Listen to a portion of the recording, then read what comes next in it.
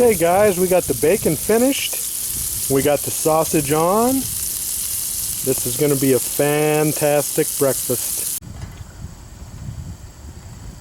Hey, first thing we're going to do here, we're going to make some maple pecan butter before we get going on our pancakes, because we want this to be done and ready to go while those pancakes are hot. So in this pot I've got about 2 tablespoons of butter.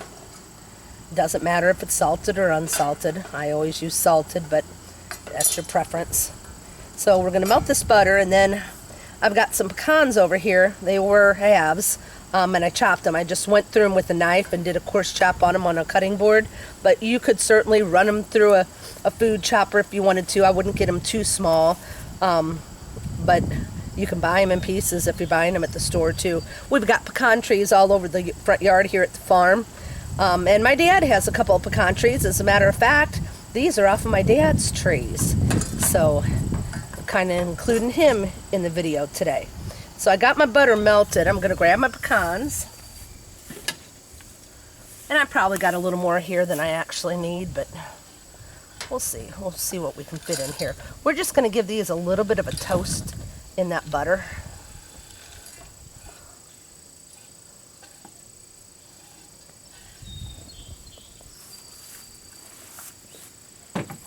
And then after they're toasted, we're gonna mix it with maple syrup, real maple syrup, and then we're gonna let that cool, and we're gonna mix it in with butter, and that's what we're gonna put on our pancakes. You can actually heat it all and have the butter melted and use it more as a syrup to pour over it, or you can just, you know, use it as like almost like how honey butter is, only it's maple with maple syrup and pecans. Maple syrup, actually, the Native Americans, I don't want to call them Indians, the Native Americans actually were the ones that showed the settlers in the States and Canada how to make maple syrup. They learned from them, like a lot of other things, but maple syrup is not really big around here. We do have a couple of maple sugaring events down in the Shawnee National Forest, but my dad and his wife went to Vermont here a couple years ago, and they brought back some maple syrup from there. They visited a farm and got to see how it was all done, and that was interesting. But in the northern states and Canada, I mean, it was a staple years ago pretty well everywhere. Refined sugar was very, very difficult to come by because it's not something that was produced here. So, of course, it had to be shipped over on a boat from England, and usually it came in a sugar cone, and you had nippers to nip that sugar off of there. Well, since it was expensive, not everyone could afford it. You know, the well-to-do had it more so, but the common folk really turned to maple syrup and maple sugar. Now, maple sugar is really difficult to make. I'm sure there were a lot of disasters when people were learning how to do it. It's actually, if you take the maple syrup and you take the sap from the maple tree and you cook it down, just like around here we make sorghum molasses. It's the same process. It's cooked over an open fire in like big flat boilers, and it's stirred constantly because you don't want it to burn. If it scorches and it burns, that's it. The whole thing is junk. So after you get your maple syrup, and the longer it's cooked, the darker it gets and the more flavor it has. So when you have a really light maple syrup, it's not going to have as much flavor as a dark maple syrup because it's not as condensed. Well, when you take it past the syrup stage, it actually hardens and it turns to maple sugar. And a lot of time, maple sugar is actually sold in little cakes, little, you know, I say a cake, but you know, like just like a little puck. And people use that as their sugar. That's what they did. You know, you had your sugaring, and that was the sugar that you had all winter long, was whatever you got from the, ooh, I wish you could smell this, from your maple trees. Smells really good. And I'll tell you, just to prove that my sister Leslie is extremely honest, you see that utensil she's got in her hand? When she says she uses this for everything, she's not lying. I do. I love this. So anyway, I'm starting to smell the pecans. That means they're getting hot and they're releasing their natural oils along into the butter. And we're just going to let these go until they just get a little bit of a toast on them, just to give them a little bit of a toasted flavor. You don't want to go too far. Oh, it smells so good. It smells really like good. a fair or a carnival. And I'd like to tell you how long this takes, but the truth of the matter is it depends on how hot your fire is and everything else. So what I'm going to tell you is how I cook a lot of things. When it starts to smell, and it starts to smell good, let it go just a little bit longer. So when it started smelling, I told you when it started smelling, and it only smelled just for a couple seconds before that. And I'm going to turn it off here in just a couple of seconds, and then we're going to go ahead and add our maple syrup to it.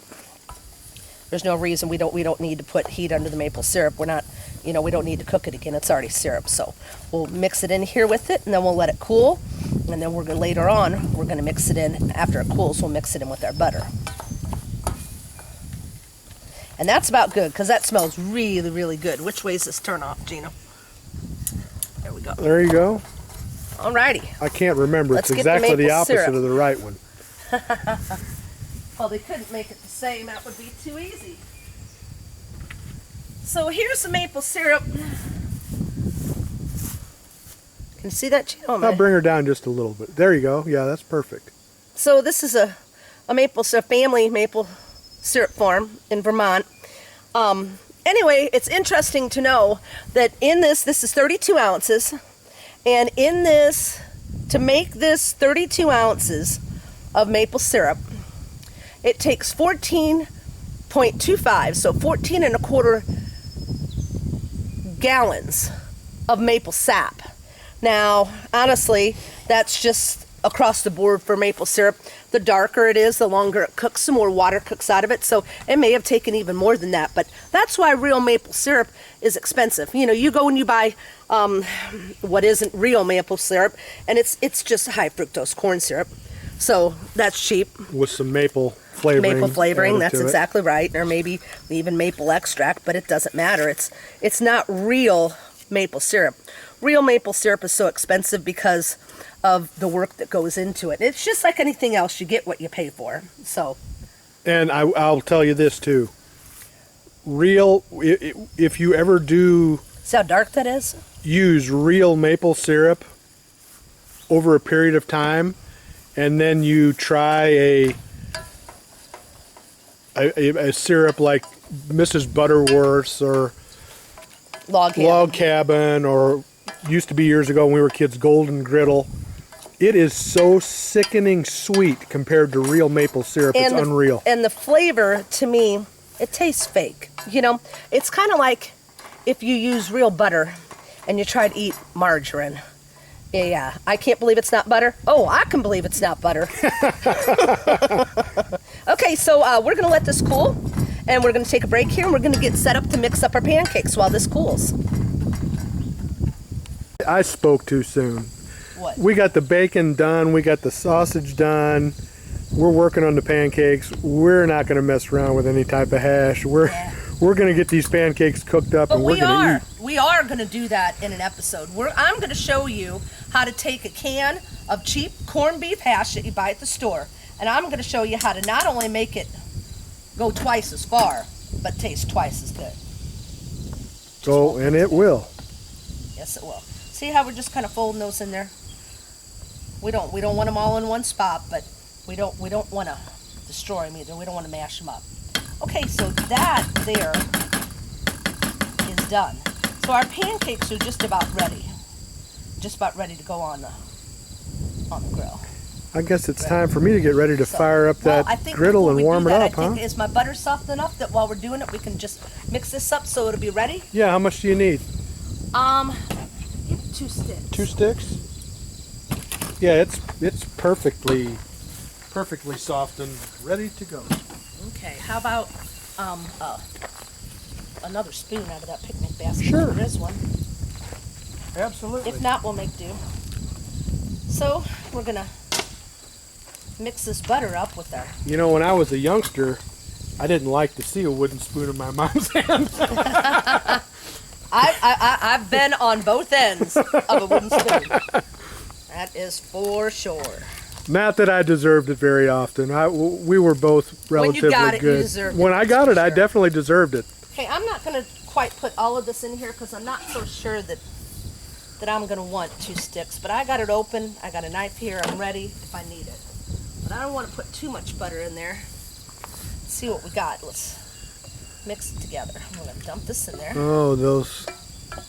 It has been extremely hard for me to stay away from those pecans and that maple syrup. I'm not kidding you. I think I'm going to experiment, and if it all turns out, we're going to try it. I'm going to take some of this maple syrup and some pecans like that. I'm going to cook it down, and I'm going to make maple candy out of it. Maple pecan candy. We'll try that. We'll try that off camera, and if it works, we might do an episode on it. I think so. Maybe around Christmas time. What do you think, Les? I think that would be awesome. Yeah, I do too. We might even do it in the woods, on the wood stove. Yeah, absolutely. In the woods. Yeah, maybe we'll be lucky if we can do it when it's snowing. There's nothing like being in the woods when it's snowing. She is correct. Everything gets quiet and looks so clean and peaceful. It's amazing. Okay, we're definitely going to need 2 sticks of butter, which is what I initially thought. But I can add it. I can't take it out. This is true. We got a nice little breeze here. It's just been a chore trying to make sure things aren't blown away. This stick isn't quite as soft. Hey, after the heat wave we had, I'll take this breeze. Me too. It's beautiful here today. It is. It's just gorgeous. Today, days like today, I get fall fever, and I know what's going to happen. In 2 days, it's going to be back up to 94 degrees with 98% humidity. Yeah, but the good news, Les, the good news is we're middle of August, towards the end of August. It won't last much longer. Yeah, that's true. Okay, so if I had a bigger bowl, I'd kind of whip this in there, but I don't, and I don't want it to fly everywhere, so I'm just kind of mushing it. I know. Which works too. It's just a little slower. Some people really enjoy summer, and I do too, to an extent. But Leslie and I, our heritage, our family heritage goes back to mountain people from France and Germany, yeah. so In the Alps. we're more cold weather people than we are super hot. Yes, we are. It's in our DNA. You'll see us this winter in the snow, 20 degrees with the 15-mile-an-hour wind, and we'll be out there in a hoodie. A hoodie, yeah. That's no joke. Yep, and you can always put more clothes on, you know, as Yeah. it gets colder to stay comfortable, but there's only so much you can do when it's dog hot, and it just, there's no easy way to be Okay, comfortable. so can you see in there, Gino? Yeah, absolutely. Okay, You want me to that is- zoom in on that? That is done, and that is ready to go. And that is going to be unbelievable. on Here, top of those push pancakes. that, because this tripod is giving me fits. Push that a little bit towards the Pioneer Baking Mix. There you go. See that? Lo, that's amazing looking. That's going to be good. Okay, we're going to get going here. I don't know if you noticed, but this griddle, we still have our bacon grease on here because it is cast iron, and it certainly helps to have a little grease on here rather than throw butter. We're just using the bacon grease we already got. Now, I decided to make it easy. This is just a little cup. Actually, we get them at a picnic that we go to in town. And I dump my pancake batter in here. So we're just going to take this. This is a blueberry. And we're going to do these first because these will have to do at a slightly lower temperature than the regular pancakes because of the fact that they've got so much sugar in them. You know, they're muffins. So even though we added some sugar to the other ones, these are going to be really sweet, you know, muffin sweet. Yeah, you won't even need syrup on these. Okay, so we already got one off. Some blueberry goodness. And trying to get these done. Our back is cooking way better than the front, simply for the fact that the wind is blowing our heat towards the back. But it's still cooking. Dan, are you going to want syrup on these? Nope. Nope. Like just Uncle plain? Gino said a while ago that you got enough blueberry flavor that you Okay. don't need syrup. Well, if you want butter, why don't you go get yourself a fork and a knife? Okay. And we got soft butter out here over on the table. Okay. And you can go ahead and eat in here in a minute. Go get what you need, because these are about to be pulled off. How are they, buddy? They're good. Ooh. They turned out really good.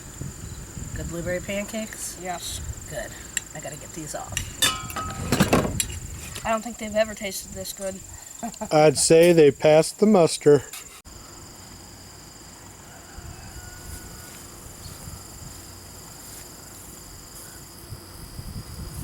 We started just doing 2 instead of 4 because the back is cooking faster than the front just because of the wind blowing the heat. So you can make them bigger. Yeah. Not quite as big as Grandpa, though. Remember his skillet-sized pancakes on a Saturday morning? Oh yeah, they were about awesome. 10 inches around. Yep.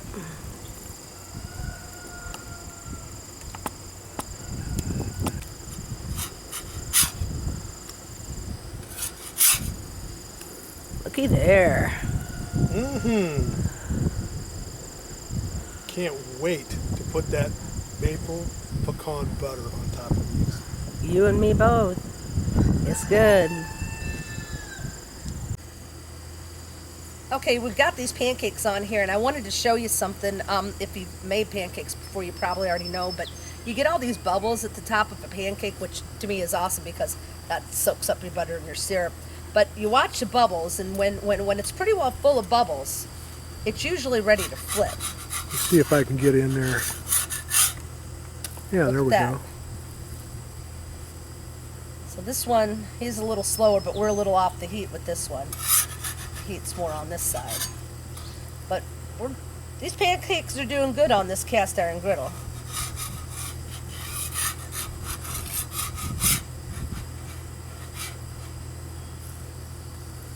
See, and that's how you know when to flip them.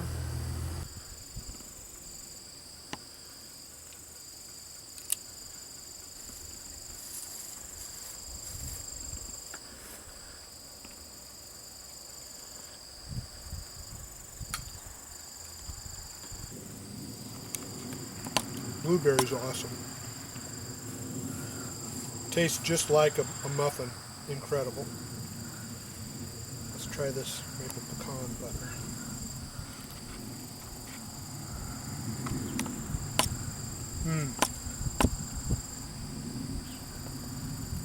That is amazing. Amazing. Sunrise breakfast out in the country, fresh air, fresh. This is just incredible, guys. Out of the park again. Amazing. All right, guys, we'll catch you on the flip side. Take care.